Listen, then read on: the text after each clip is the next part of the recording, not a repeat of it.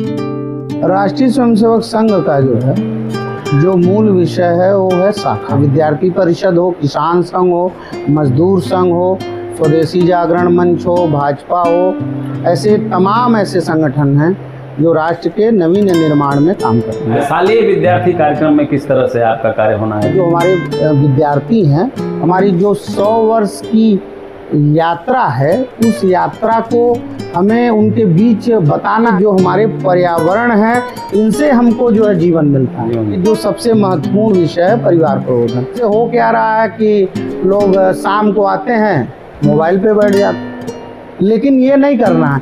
हमारा क्या कार्य है, हम कहीं से भी आते हैं, अपने माता पिता के पास बैठते हैं, अपनी बात रखते हैं कि आज हमने ये किया, वो किया, ऐसे किया, और माता पिता भी अपना विषय रखते हैं। नमस्कार, स्वागत है आप सभी का हमारे इस विशेष कार्यक्रम में। दर्शकों, राष्ट्रीय स्वयंसेवक संघ अपनी स्थापना के 100 वर्ष पूरे करने जा रहा है। इसी संबंध में हम बातचीत करने के लिए आज संघ के एक निष्ठावान कार्यकर्ता राजीव भूषण यादव, उनसे हम इस पर बातचीत करेंगे। चूँकि राजीव जी दीवानी कचहरी गोरखपुर में एक वरिष्ठ अधिवक्ता हैं और संघ की विचारधारा से इनका जुड़ाव है। संघ की विचारधारा से ये जुड़े हुए हैं और लगातार उस दिशा में आप कार्य कर रहे हैं। तो राजीव भूषण यादव जी, आपका हमारे कार्यक्रम में स्वागत है। प्रणाम। जैसा कि हमने बताया कि शताब्दी वर्ष का कार्यक्रम होना है, तो शताब्दी वर्ष बहुत सारे विस्तारित कार्यक्रम हैं, हमने देखा है। हम आपसे ये जानना चाहेंगे कि जैसे जो संघ की मूल विचारधारा है, ज़रा हमारा दर्शक आपके माध्यम से ये जान सके कि जो आपकी जो मूल विचारधारा है संघ की, जो राष्ट्रीय स्वयंसेवक संघ की जो मूल विचारधारा है वो क्या है, उसके बारे में हमारे दर्शकों को ज़रा सा आप बताइए। पहले तो भैया आपका बहुत बहुत धन्यवाद कि आपने महत्वपूर्ण विषय पे आज आपने हमको अवसर दिया बातचीत करने के लिए। और राष्ट्रीय स्वयंसेवक संघ अपना 100वां वर्ष मना रहा है। अब 1 वर्ष के कार्यक्रम के माध्यम से हम घर घर तक जो है जाने का कार्यक्रम है। राष्ट्रीय स्वयंसेवक संघ का जो मूल विषय है वो है शाखा। और शाखा जो है एक ऐसा केंद्र है कि चाहे प्रातः की शाखा हो चाहे शाम की शाखा हो, उन शाखाओं पे जो स्वयंसेवक जाते हैं तो उसका एक उद्देश्य होता है कि हमको अपने स्वयंसेवक को राष्ट्रभक्ति और अनुशासित कार्यकर्ता के रूप में विकसित करना, और बाद में वही स्वयंसेवक राष्ट्र के नवीन निर्माण में अपना वो योगदान करता है। अच्छा राजीव जी, जो संघ की जो सहयोगी संस्थाएं हैं, बहुत सारी सहयोगी संस्थाएं हैं जो समाज के लिए, राष्ट्र के लिए कार्य करते हैं, तो कौन कौन सी ये सहयोगी संस्थाएं हैं जो कार्य कर रही हैं, इसके बारे में ज़रा हमारे दर्शकों को आप बताइए। राष्ट्रीय स्वयंसेवक संघ यानी संघ परिवार जिसको कहते हैं, अनुसांगिक संगठन। उस संगठन में भारतीय किसान संघ है जो किसानों के बीच में काम करता है। स्वदेशी जागरण मंच है जो स्वदेशी उत्पादों का अधिक से अधिक जो है समाज में उसका वितरण हो, उस पर काम करता है। मजदूर संघ है आपका, विद्या भारती है, विद्या भारती जो शिक्षा के क्षेत्र में काम करता है। सेवा भारती है जो सेवा बस्तियों के माध्यम में काम करता है। बीजेपी है जो एक राजनीतिक संगठन है। विश्व हिंदू परिषद है जो हिंदुओं के बीच में, संतों के बीच में काम करता है। और दीनदयाल शोध संस्थान है चित्रकूट में। समग्र ग्रामीण विकास कैसा होना चाहिए वो दीनदयाल शोध संस्थान के माध्यम से चित्रकूट में आपको देखने को मिल जाएगा। और ग्राहक पंचायत है, अपना अधिवक्ता परिषद है, अधिवक्ताओं के बीच में काम करने का। तो संघ के द्वारा जो विद्यार्थियों के लिए अखिल भारतीय हाँ विद्यार्थी परिषद है, तो संघ के द्वारा जो है विभिन्न क्षेत्रों में अपना एक संगठन है जो वो काम करता है। आज की युवा पीढ़ी को संघ से कितना लगाव है, किस तरह से युवा पीढ़ी संघ के प्रति आकर्षित हो रही है, क्या बताएंगे आप?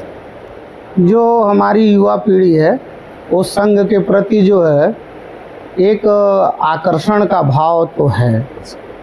कारण ये है कि उनको ये महसूस होता है कि देश में ऐसा एक संगठन है जो निस्वार्थ भाव से 100 वर्षों से काम करते चला आया है और जन सहयोग से, यानी स्वयंसेवकों के सहयोग से वर्ष भर ये कार्यक्रम हमारे होते रहते हैं। अच्छा राजीव जी, जैसे तमाम सारी आलोचनाएं भी होती हैं, जो लोग नहीं समझ पाते हैं आरएसएस को, वो ये कहते हैं कि सिर्फ ये खास वर्ग के लिए आरएसएस कार्य करता है। कितना सही है, कितना प्रासंगिक है, क्या कहेंगे? नहीं, ऐसा नहीं है। कारण ये है कि ये जो कलयुग का वातावरण है, तो कलयुग के वातावरण में संघ जो है एक दैवी शक्ति के रूप में इसका जन्म हुआ है। बिल्कुल। और संघ जो है राष्ट्र के नवीन निर्माण में भारतीय संस्कृति, हमारे जो भी सरोकार हैं, उसको जो है उसको जोड़ के उसको आगे बढ़ाने का कार्य करता है। रही आलोचना की बात, तो ये तो प्राचीन काल से चला आ रहा है कि आप अच्छा करते हैं समाज में तब भी आलोचना होती है, नहीं करते हैं तब भी आलोचना होती है। संघ की विचारधारा है कि सांस्कृतिक राष्ट्रवाद, कि हमारे देश की पहचान हमारी संस्कृति है, राजनीतिक सीमाएं नहीं हैं हमारी पहचान। तो इस दिशा में आगे बढ़ता है संघ जो है, इस संस्कृति को बढ़ावा देता है, उसको कहीं एक संकीर्णता में बांधने का प्रयास नहीं करता है। इसका व्यापक उद्देश्य है जो है समाज को, हमारी संस्कृति, हमारी सभ्यता, जो हमारी विचारधारा है, उस विचारधारा को लेकर के संघ आगे बढ़ता है। क्या कहेंगे?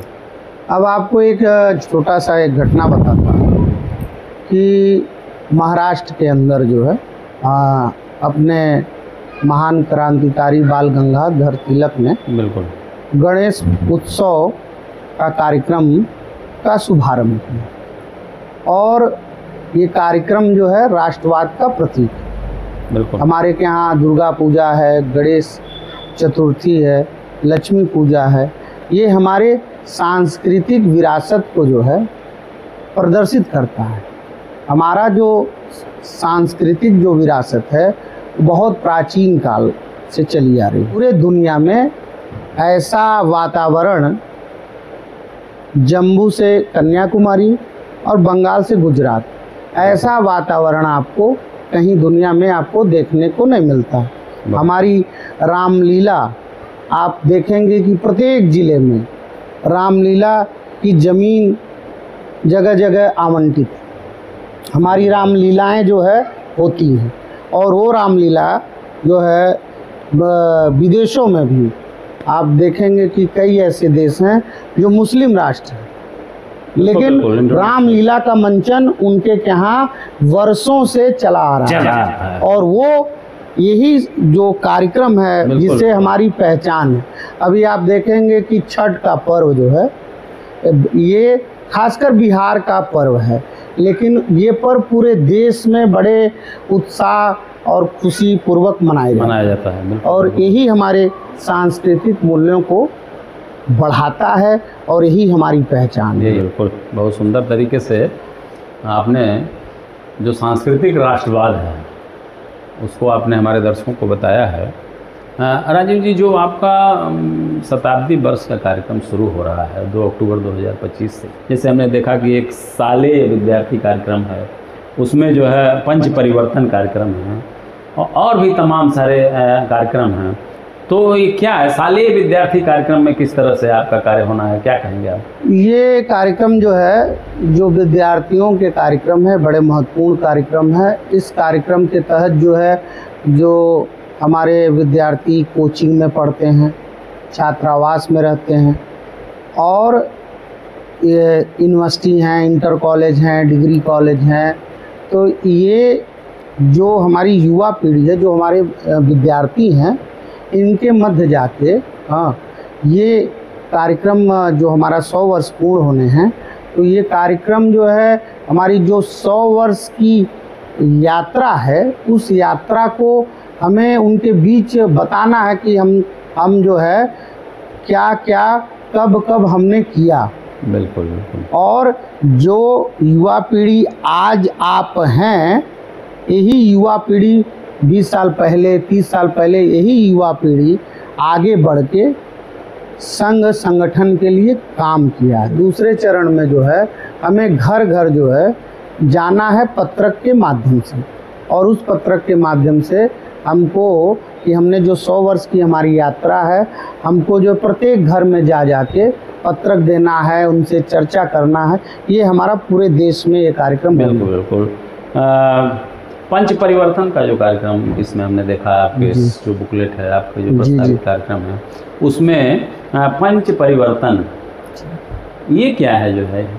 ये पंच परिवर्तन जो है पूजनीय सरसंघचालक मोहन राव भागवत जी के द्वारा है।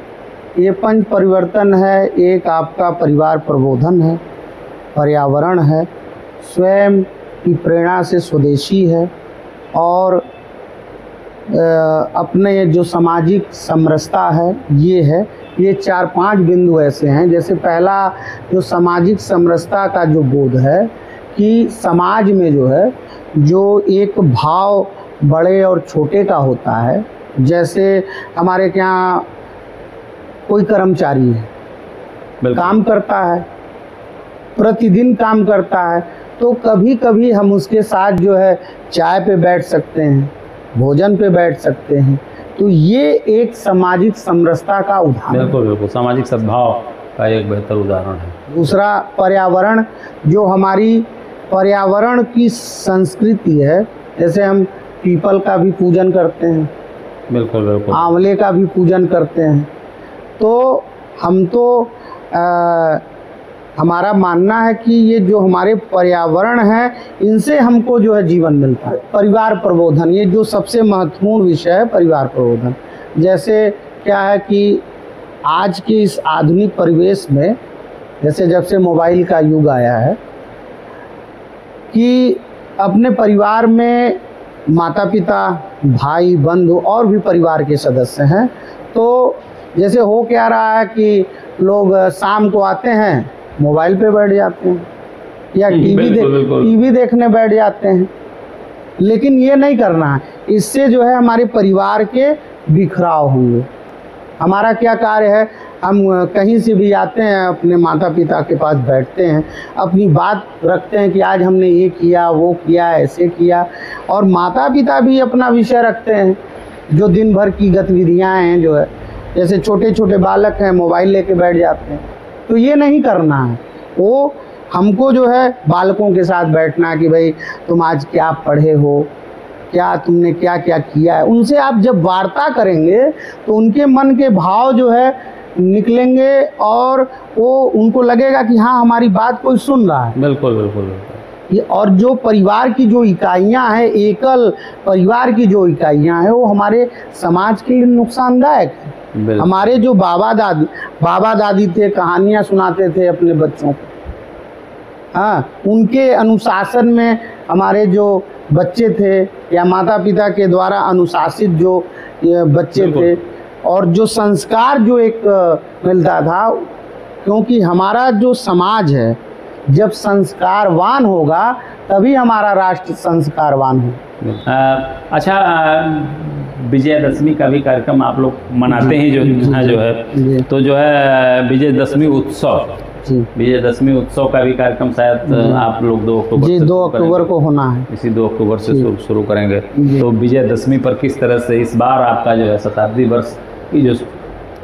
वर्ष की जो शुरुआत आप लोग कर रहे हैं, इसको किस तरह से आप लोग संपन्न करेंगे, क्या क्या व्यवस्था? विजयदशमी का जो कार्यक्रम है वो शक्ति का प्रतीक है, और विजयदशमी के दिन जो है हमारा पथ संचलन का कार्यक्रम है पूरे देश में। ये विजयदशमी का जो कार्यक्रम सबसे महत्वपूर्ण कार्यक्रम था, और ये पूरे देश में एक साथ ये कार्यक्रम होने हैं पथ संचलन के।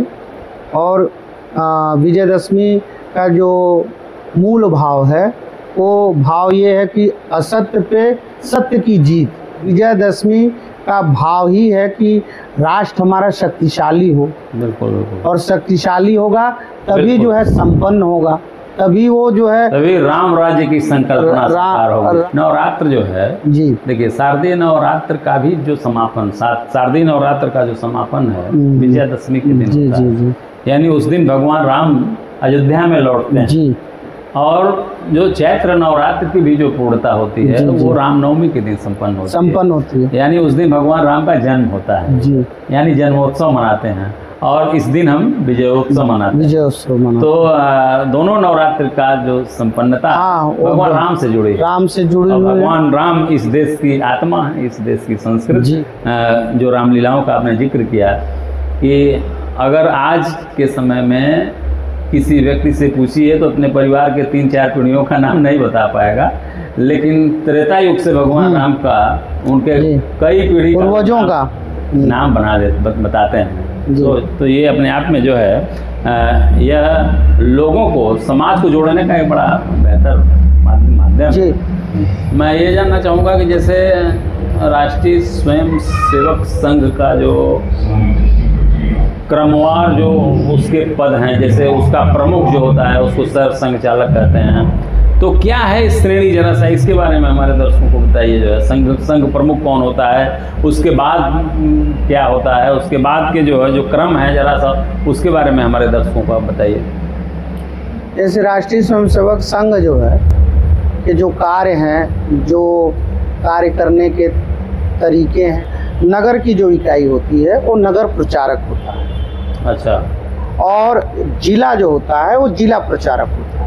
अच्छा। और जो विभाग होता है, जैसे गोरखपुर विभाग, तो गोरखपुर विभाग का एक विभाग प्रचारक होता है। अच्छा। और हमारे के यहाँ जो प्रांत का निर्धारण है, जैसे गोरक्ष प्रांत जिसमें हम लोग आते हैं, गोरक्ष प्रांत है। अच्छा। ये पूर्वी क्षेत्र यानी 11 जिलों के प्रांत हैं हमारे के यहाँ। अच्छा। कहीं कुछ प्रांतों में जिले ज़्यादा भी हैं, तो गोरक्ष प्रांत के प्रांत प्रचारक होते हैं।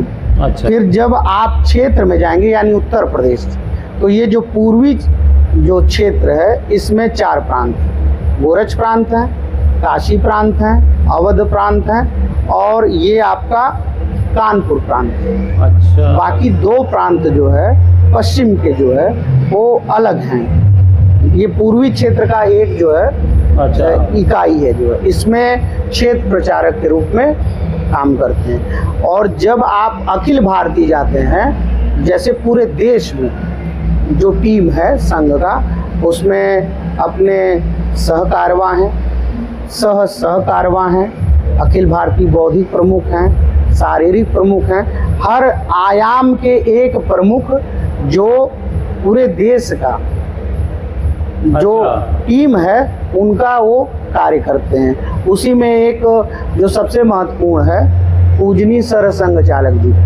जिसमें पूजनीय सरसंघ चालक जी परम पूज्य मोहन राव भागवत जी।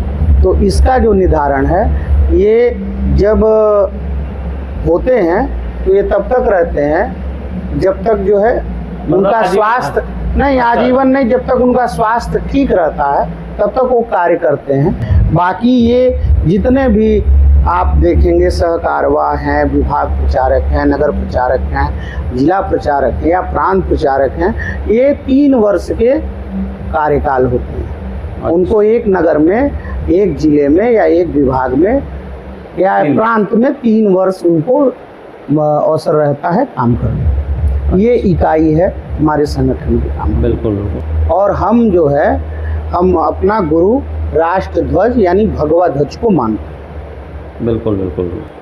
कभी कभी विरोधाभास होता है लोगों के अंदर कि आरएसएस का कार्यकर्ता भाजपा का भी कार्यकर्ता है।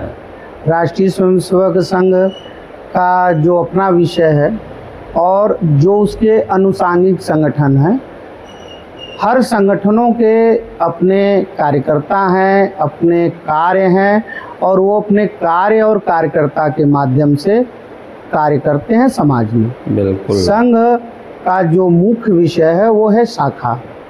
शाखा का मुख्य जो विषय होता है कि हमारे शाखा पे जो भी युवा या जो भी कार्यकर्ता या स्वयंसेवक आता है तो हम उसको राष्ट्र के नवीन निर्माण में राष्ट्रभक्ति से ओत-प्रोत का जो है गुण पैदा करने का यानी चरित्र निर्माण पैदा करने का कार्य संघ करता है। और बीजेपी चूँकि राजनीतिक दल है, उसके अपने खुद के कार्यकर्ता हैं, खुद उनका कार्यक्रम है, वो अपने कार्यक्रम, अपने कार्यकर्ता, अपना उद्देश्य के हिसाब से वो अपने कार्य करते हैं। अच्छा, हम व्यक्तिगत सवाल अगर आपसे करें तो आप जो है संघ परिवार से आपका कब जुड़ा हुआ, क्या कहेंगे आप?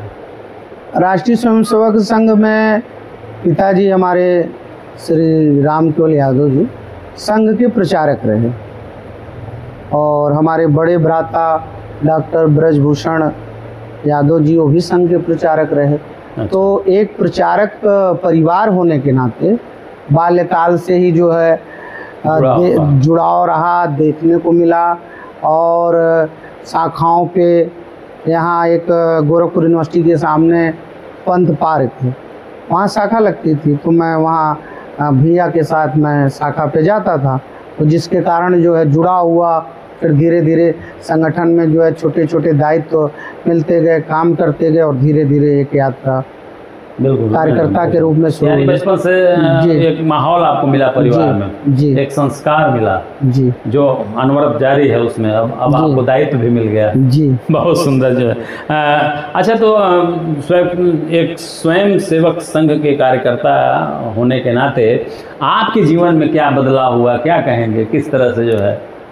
हाँ, ये बड़ा महत्वपूर्ण प्रश्न है और इस पे मैंने कई बार चर्चा किया है कि अगर संघ परिवार का सदस्य मैं नहीं होता तो जो आज मेरा संयुक्त परिवार है शायद हो सकता है वो बिखराव हो जाता, हम अलग हो जाते। और संघ का संस्कार ही है कि राष्ट्र के प्रति, समाज के प्रति जो हमारा कर्तव्य है, एक व्यक्ति का जो मूल कर्तव्य है, कैसे हम अपने राष्ट्र के प्रति और समाज के प्रति हम योगदान दे सकते हैं, ये भाव संघ के ही द्वारा प्राप्त हुआ। अच्छा, ये जो आपकी यात्रा रही है संघ की, जब से आप अपने परिवार में एक संस्कार के रूप में संघ को आपने स्वीकार किया, उसकी विचारधारा आपके परिवार में शुरू से ही जो है वो विचारधारा, उसी परिवेश में आप रहे, और आज जब आप एक कार्यकर्ता के रूप में, एक सक्रिय कार्यकर्ता के रूप में जब आप कार्य कर रहे हैं, तो ऐसी स्थिति में कोई ऐसा कार्य जो आज भी आपके स्मृति पटल पर जिंदा हो, जो आप हमारे दर्शकों को साझा कर सकते हैं? ऐसी बहुत सी घटनाएं हैं जो संघ के माध्यम से या स्वयं के विवेक के अनुसार मैंने कार्य किया है। एक बार की घटना है कि मैं रेलवे स्टेशन पे एक व्यक्ति को मैं छोड़ने गया और मैं वहाँ से लौट रहा था, तो एक मुझे लगता है कि 14-15 वर्ष का बालक जो है मेरे सामने आ गया और कहा कि हमको जो है कुछ पैसा दे दीजिए। तो मैंने कहा कि जो है क्यों पैसा दें तुम्हें, जो है तुमको युवा हो, तुमको काम करना चाहिए। तो उसने कहा कि जो है अपना दाहिना हाथ मुझे दिखाया, मुझे ठीक से याद है, कहा कि इस पे ये मेरा हाथ जो है चोटिल है जो है। तो जब वो खोलने लगा उसकी पट्टी जो है, उसमें बदबू की बूंद आने लगी जो है। मैंने कहा ठीक है जो है। तो फिर उसने कहा कि ऐसा है कि आप हमको हमारा इलाज करा दीजिए।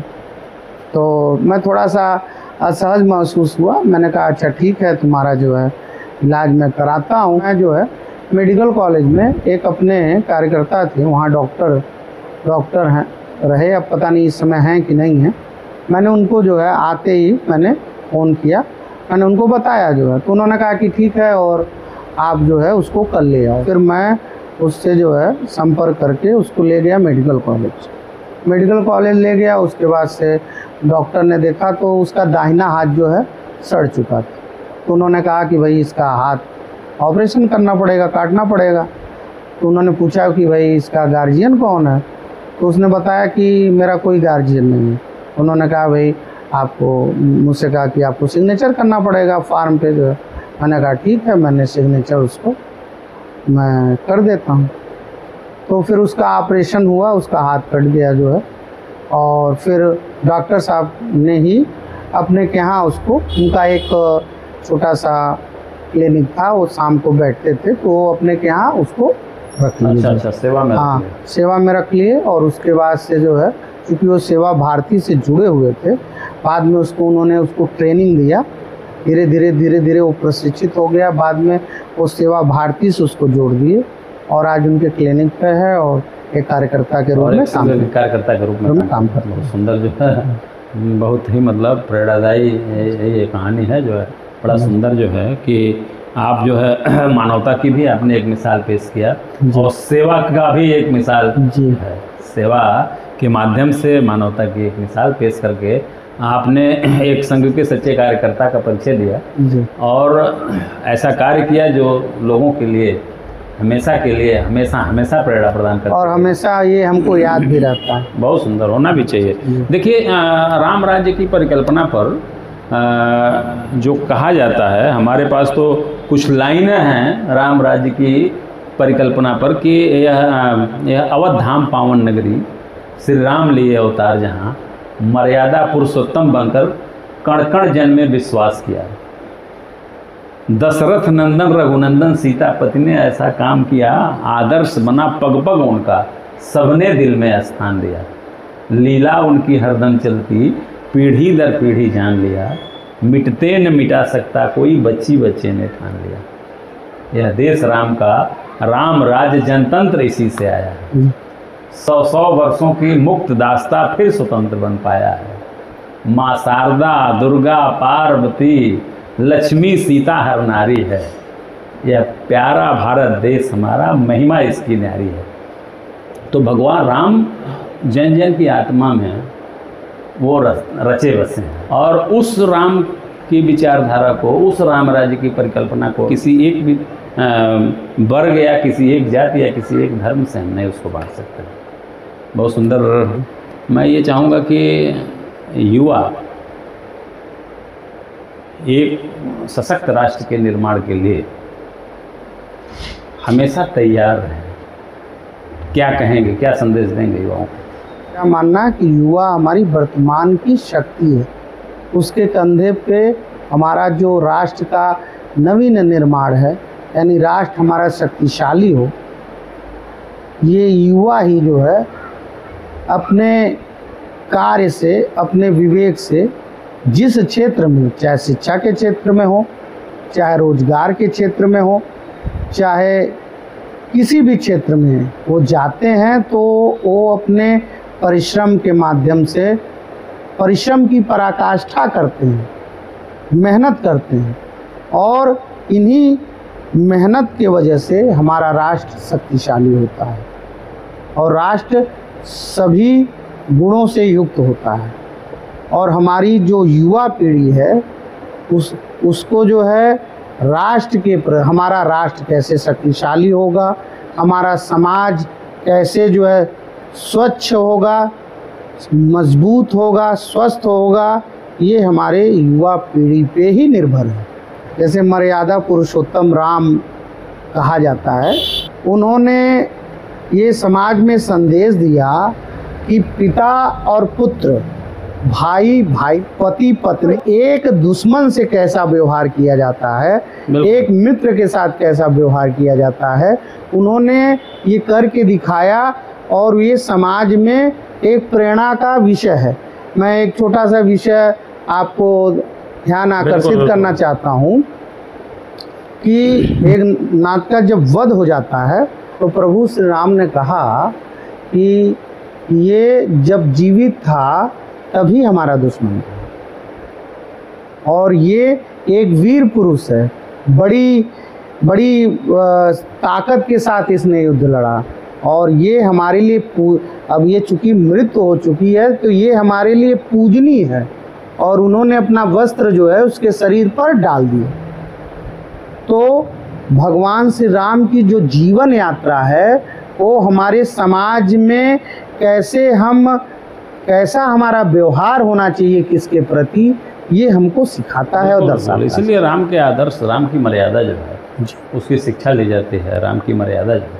और अपना देश जो है आज भी संपूर्ण दुनिया देखती है, जो है बहुत सारी उम्मीद है, हमारे धर्म ग्रंथ, हमारे महापुरुष जी। हमारे साथ संपूर्ण दुनिया का मार्गदर्शन करते हैं।